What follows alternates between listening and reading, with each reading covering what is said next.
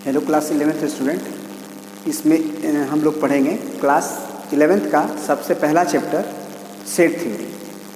हम आपके सामने आर.डी. शर्मा का और एनसीईआरटी का एक्सरसाइज 1.1 भी डिस्कस करेंगे और साथ ही साथ आपका सिंगल्स का भी थ्योरी देंगे। ठीक है, मतलब थ्योरी ऐसा रहेगा कि समझ लो कि कोटा की कॉपी और यहाँ का थ्योरी में कोई अंतर तुम्हें नहीं मिलेगा। ठीक है, इस तरह से पढ़ाया जाएगा तुम्हें। दूसरी चीज़ कि इस लेवल तक ले जाया जाएगा कि तुम एनसीईआरटी, फिर आर.डी. शर्मा और फिर सिंगेज का भी बुक सॉल्व कर पाओ। ठीक है, जिसको केवल एनसीईआरटी बनाना है केवल एनसीईआरटी बनाए, जिसको केवल आर.डी. शर्मा बनाना है केवल आर.डी. शर्मा बनाए, जिसको केवल सिंगेज बनाना है थ्योरी तो सबके लिए देना ही पड़ेगा, क्योंकि आईआईटी का सिलेबस और 11th-12th का सिलेबस सेम होता है। बस चीज़ों को थोड़ा सा लार्ज किया जाता है, अच्छे क्वेश्चन डेवलप किए जाते हैं। ठीक है, तो सबसे पहले चलो देखते हैं set. What is set? Set का डेफिनेशन लिखा गया है कि a collection of well defined and distinct object is called set. क्या बोला गया? The collection. कलेक्शन का मतलब क्या होता है? किसी चीज़ का कलेक्शन, ग्रुप जिसके अंदर बहुत सारे एलिमेंट्स हों, उसी को कलेक्शन बोलते हैं। तो कलेक्शन क्या हो? वेल डिफाइंड ऑब्जेक्ट का, और साथ में वो डिस्टिंक्ट हो, अलग अलग हो। जितने भी ऑब्जेक्ट्स हैं वो एक दूसरे से अलग अलग हो, तब जाके उसे सेट कहेंगे। तो क्वेश्चन यहाँ पे सोचो कि क्या हर एक चीज़ का कलेक्शन सेट हो सकता है? नहीं हो सकता है। जैसे मान लो हम बोले कि collection of good player in cricket, this is not a set, this is collection. क्योंकि कितना अच्छा खेलेगा तो उसे गुड क्रिकेटर बोला जाएगा, और कितना खराब खेलेगा तो उसे बैड क्रिकेटर बोला जाएगा। इसका कोई भी पैमाना नहीं है, कोई क्राइटेरिया नहीं है कि इतना पे होगा तो अच्छा खेला जाएगा। उसी तरह से अगर कोई मैथमेटिशियन है, टीचर है, तो वो गुड टीचर कब कहलाएगा, बैड टीचर कब कहलाएगा, है ना? किसी के लिए वो हो सकता है गुड, किसी के लिए हो सकता है वो बैड। तो this is not a criteria, कोई पैमाना नहीं है जिससे आप डिसाइड कर पाओ कि नहीं ये एक वेल डिफाइंड है, ये एक वेल डिफाइंड है। तो सेट के लिए 3 बातों का होना ज़रूरी है। सबसे पहले कि वो वेल डिफाइंड होना चाहिए, सेट के अंदर के एलिमेंट्स, और वो अलग अलग होने चाहिए। और ऑब्जेक्ट माने किसी भी चीज़ का कलेक्शन हो लेकिन वो वेल डिफाइंड होना चाहिए। साथ में उसके अंदर के जो एलिमेंट्स हैं वो एक दूसरे से अलग होने चाहिए। जैसे कि एग्जांपल में तुम नेचुरल नंबर ले लो। नेचुरल नंबर का जो सेट है, तुम देखोगे कि हर एक एलिमेंट्स एक दूसरे से क्या है, अलग है, डिफाइंड भी है, वेल डिफाइंड भी है। कि नेचुरल नंबर किसे कहते हैं? क्या नेचुरल नंबर को डिफाइंड नहीं किया गया है कि नहीं 1 2 3 4 5 6 dot dot dot dot dot इसी तरह से इंटीग्रल वैल्यू बढ़ते जाएगा तो उसे हम नेचुरल नंबर कहते हैं। इसके ऑब्जेक्ट्स अलग अलग भी हैं, और ऑब्जेक्ट क्या होने चाहिए? डिस्टिंक्ट, तो एक दूसरे से अलग भी है। ठीक है, क्लियर है? उसी तरह से होल नंबर का सेट। लेकिन कभी भी तुमसे कह दिया जाए कि गुड क्रिकेटर्स का सेट, गुड प्लेयर का सेट, गुड मैथमेटिशियन का सेट, तो this is not a set, this is a collection. ये कलेक्शन हो सकते हैं, तो समूह बहुत सारी चीज़ों का हो सकता है, लेकिन वो सेट होगा ज़रूरी नहीं है। तो तुम्हारे आर.डी. शर्मा का और एनसीईआरटी का एक्सरसाइज 1.1 दोनों का हम ले रहे हैं, जिसमें आर.डी. शर्मा का ही ये पहला क्वेश्चन है। क्या कह रहा है कि what is the difference between collection and a set? Give reason to support your answer. अपने आंसर को सही बताने के लिए, सपोर्ट कराने के लिए क्या आप रीज़न देंगे? और बताइए डिफरेंस कलेक्शन में और एक सेट में। सेट किसे कहते हैं और कलेक्शन किसे कहते हैं? तो ये लिखा गया है कि एवरी सेट इज़ कलेक्शन। जितने भी सेट हैं वो कलेक्शन हो जाएंगे, but a collection is not necessarily a set. सही बात है, क्योंकि कलेक्शन तो बहुत सारी चीज़ों का हो सकता है, लेकिन वो ज़रूरी नहीं है कि वो वेल डिफाइंड हो, डिस्टिंक्ट हो, है ना ये चीज़। तो अब justify your answer, necessarily a set, well defined collection are, क्या लिखा गया है? Only well defined collection are set. Well defined collection ही सेट कहलाता है। For example, group of good mathematician is a collection but it is not a set. तो ये उम्मीद करते हैं कि सेट तुम्हें पूरी अच्छी तरह से समझ में आ गया होगा। 3 बातें हैं। वेल डिफाइंड, इसका मतलब लिख लो। वेल डिफाइंड इसका मतलब होता है अच्छी तरह से परिभाषित, अच्छी तरह से परिभाषित। फिर दूसरा एक वर्ड आया है डिस्टिंक्ट, तो डिस्टिंक्ट का भी मतलब लिख लोगे, डिस्टिंक्ट। अपने नीचे थ्योरी में है ना, अलग अलग। साथ में नोट्स बनाते जाओ। नोट्स बनाते जाओगे तो तुम्हें पढ़ने में सहूलियत होगा, और चीज़ों को अगर भूलोगे तो पेज पलट के देख सकते हो। बार बार वीडियोस को तो नहीं देख सकते हो, पेज पलट के तुम पढ़ सकते हो। और एक है ऑब्जेक्ट, यहाँ पे आया हुआ है। तो ऑब्जेक्ट का मतलब होता है, जानते ही हो, वस्तु, या इसका एक और नाम है मेंबर। मेंबर कह लो, या फिर तुम इसे एलिमेंट्स कह लो। एलिमेंट्स के भी नाम से जानते हैं हम ऑब्जेक्ट्स को, ठीक है ना। चलिए, तो अब हम कुछ एग्जाम्पल्स और भी करते हैं, जिससे और क्लियर होगा कि सेट किसे कहेंगे और कलेक्शन किसे कहेंगे, ठीक है। चलिए, ये कुछ क्वेश्चंस हैं जिसे हम लोग करते हैं। आर.डी. शर्मा के क्वेश्चंस हैं। कह रहा है कि which of the following collections are set, justify your answer. कौन कलेक्शन को सेट कहते हैं? कह रहा है कि a collection of all natural number less than 50। आप बताइए कि ये सेट है कि नहीं है? बिल्कुल सेट है, क्योंकि ये जो ऑल नेचुरल नंबर का सेट है, मान लीजिए ए बोल दिए, नेचुरल नंबर तो पूरा n लिखेंगे तो पूरा आ जाएगा ना, इसीलिए इसे ए में लिख रहे हैं। तो 1 2 3 4 एंड सो ऑन, 49, 50। 50 से छोटा होना चाहिए, तो 49 तक लिखेंगे। तो एक ये वेल डिफाइंड भी है। सेट होने के लिए क्या क्या बातों का ध्यान रखना पड़ता है कि वेल डिफाइंड हो, साथ में डिस्टिंक्ट हो, फिर ऑब्जेक्ट का तो मतलब ही नहीं, कुछ ऑब्जेक्ट तो रहना ही चाहिए। तो वेल डिफाइंड और डिस्टिंक्ट हो, वो कलेक्शन को कहेंगे। तो वेल डिफाइंड है, डिस्टिंक्ट भी है। दूसरा क्वेश्चन पे आते हैं। The collection of good hockey players in India, this is not a set. क्योंकि कोई क्रिटेरिया नहीं है एक गुड प्लेयर होने के लिए कि नहीं इतना अच्छा खेलेगा तो उसे गुड कहेंगे।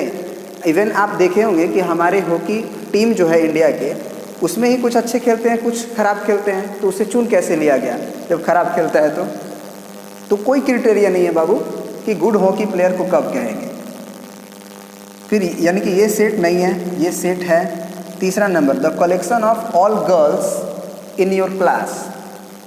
खुद सोचो, ये सेट है कि नहीं है? बिल्कुल सेट है, क्योंकि ये अच्छी तरह से परिभाषित है कि ये लड़कियां जो हैं वो आपके क्लास की हैं, और हर एक लड़की एक दूसरे से अलग होगी, कोई भी सेम नहीं हो सकती है। तो दिस इज़ अ सेट। फिर चौथा नंबर है, the collection of most talented writers of India. This is also not a set, क्योंकि कितना टैलेंट होगा तो एकदम सबसे अधिक टैलेंट माना जाएगा, इसका कोई भी पैमाना नहीं है।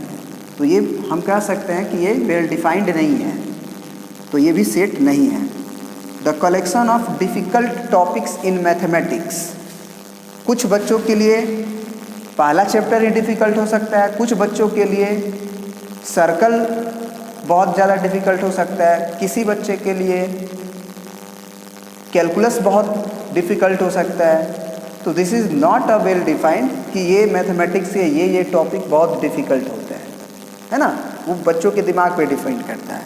तो this is also a not a set. फिर लिखा है 6 नंबर में, the collection of novels written by Munshi Premchand. Munshi Premchand के द्वारा लिखा हुआ नोवेल्स, बिल्कुल ये सेट है, क्योंकि वो नोवेल्स जो मुंशी प्रेमचंद के द्वारा लिखा गया है वो वेल डिफाइंड है कि यही मुंशी चंद्र के द्वारा लिखा गया है, और कोई भी नोवेल एक दूसरे से तो अलग ही होगा ना, ये चीज़। The collection of all months of a year, यहाँ पे जगह कम बचा था, beginning with letters J for January. ठीक है, तो किसी भी एक ईयर के सारे मंथ्स का कलेक्शन निश्चित रूप से एक सेट होगा, क्योंकि ये वेल डिफाइंड है कि ये जनवरी महीना कहलाएगा, ये फरवरी कहलाएगा, ये मार्च कहलाएगा, और हर एक मंथ एक दूसरे से अलग भी होते हैं। कुछ और भी एग्जाम्पल्स है, उसको भी लेते हैं और कुछ पढ़ते भी हैं। ठीक है, चलिए तो ये अगला क्वेश्चन देखते हैं। The collection of all question in this chapter, ये जो चैप्टर पढ़ा रहे हैं, मान लीजिए आर डी शर्मा का या फिर एनसीईआरटी का, चाहे कोई भी बुक का, उस पार्टिकुलर बुक का क्वेश्चंस का जो कलेक्शन है वो एक सेट है कि नहीं है। तो सेट है क्योंकि वो वेल डिफाइंड है। यही क्वेश्चन जो है इस चैप्टर 1 का क्वेश्चन है और वो डिस्टिंक्ट है, हर एक क्वेश्चन एक दूसरे से अलग होता है। ठीक है ना, एक टाइप के हो सकते हैं लेकिन क्वेश्चन एक दूसरे से अलग होते हैं, तो ये भी एक सेट में आएगा। फिर अ collection of most dangerous animals of the world, कोई ज़रूरी नहीं है कितने को सबसे अधिक डेंजरस बोला जाएगा, ये कोई ज़रूरी नहीं है ना। तो दिस इज़ नॉट अ, मतलब वेल डिफाइंड नहीं है ना कि कितना को मोस्ट डेंजरस बोला जाएगा, इसीलिए ये भी सेट नहीं है।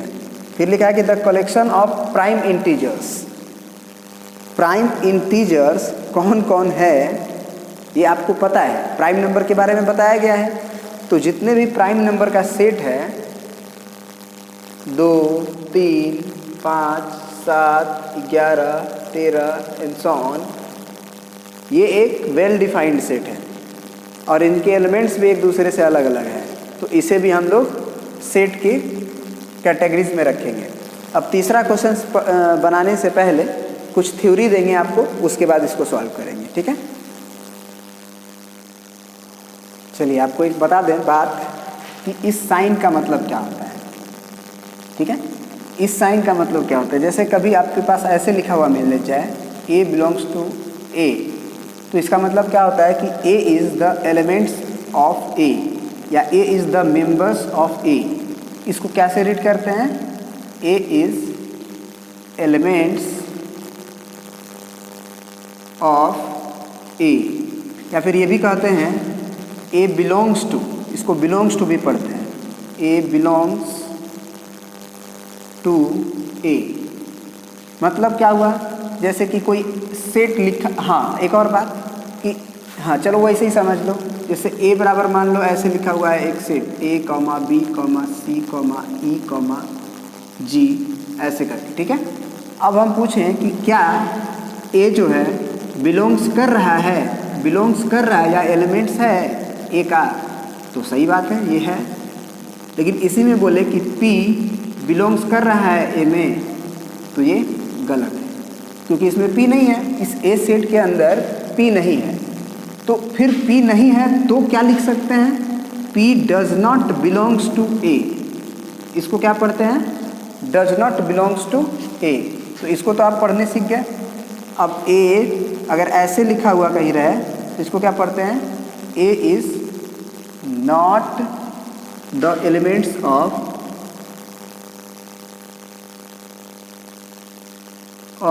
A। और इसको और क्या पढ़ सकते हैं इसी चीज़ को, A does not belongs to A। तो आप लिख लोगे A does not belongs to A। तो समझ गए। एक और बात समझ लो कि जो सेट होते हैं उसे हम लोग कैपिटल लेटर से लिखते हैं, A, B, C, D, P, set को लिखते हैं। और सेट के अंदर के जो एलिमेंट्स होते हैं जैसे ये सब, ये एलिमेंट्स को हम लोग जनरली स्मॉल लेटर से लिखते हैं, A, B, C, D। तो कभी भी capital A, capital B, capital C लिखा हुआ मिले तो ये समझ लेना कि वो सेट को लिखा गया है, पूरे सेट को लिखा गया है। जबकि स्मॉल लेटर्स में मिले तो उसे आप समझना कि वो एलिमेंट्स लिखे गए हैं। जैसे कि अगर हम Q बोले तो Q का मतलब आप जानते हो कि रेशनल नंबर के सेट को बोलते हैं, तो ये रेशनल नंबर का एक सेट है, यानी set of rational number, set of rational number. Q plus अगर लिखा हुआ मिल जाए तो set of positive rational number. ठीक है। अगर आई या जेड मिल जाए तो आपको बताया गया कि जेड किसको डिनोट किया जाता है प्रीवियस लेक्चर्स में, इसीलिए बहुत इनिशिएट किए थे बेसिक से, ठीक है ना। तो कभी भी अगर तुम्हें ये सब बता देते हैं फिर से एक बार, जेड मिले तो ये लिखा, इसका मतलब होता है सेट ऑफ इंटीजर्स, ठीक है। आर मिले तो सेट ऑफ रियल नंबर्स, ये एक रियल नंबर भी सेट होता है क्योंकि ये डिफाइंड है। फिर आर प्लस लिखा हुआ मिल जाए तो set of positive real numbers. हाँ, एक और वर्ड आता है जो कि अभी नहीं बताए हैं कॉम्प्लेक्स नंबर का, उसे कैपिटल सी से डिनोट करते हैं। कैपिटल सी का मतलब सेट ऑफ कॉम्प्लेक्स नंबर, इसको भी हम लोग पढ़ेंगे बहुत डिटेल से, और ये बहुत मोस्ट इम्पोर्टेंट टॉपिक होता है आईआईटी मैथमेटिक्स का। इससे कम 5 से 7 क्वेश्चन हर साल देता है लगभग। तो चलिए ये सब जो चीज़ें सीखे कि कैपिटल से जो डिनोट होता है वो सेट को डिनोट करते हैं, पूरे सेट को, और उसके अंदर के एलिमेंट्स को small letter A B C D से डिनोट किया जाता है।